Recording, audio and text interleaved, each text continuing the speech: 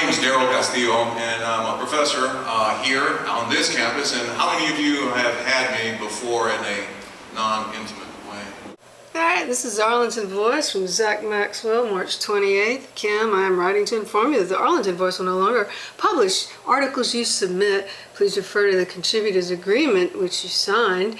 I understand the Arlington Voice reserves the right to reject or edit any contributed content that fails to meet the quality assurance standards set by the company.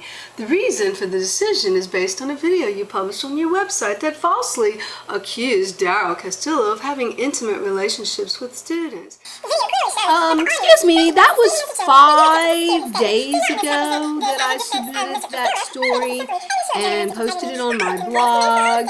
I mean, that was like, what, 120 hours ago? Gee, I don't know. Why now? Why 5 days later?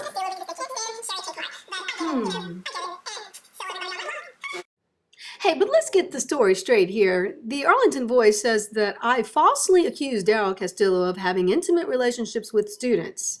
Well, I go to my blog and I look at the video, and the caption underneath the video merely says, Castillo's apology and sexually inappropriate remark.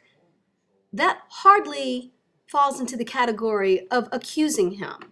It is what it is. He said what he said. Get over it. I know the real reason.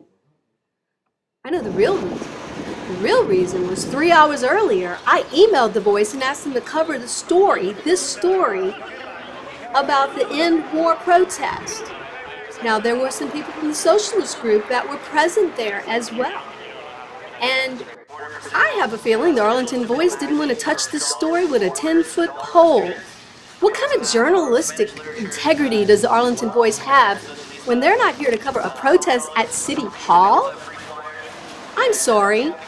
I beg to differ with the reason I'm no longer a writer. You can't report a story if I'm not a writer. I tried to submit this story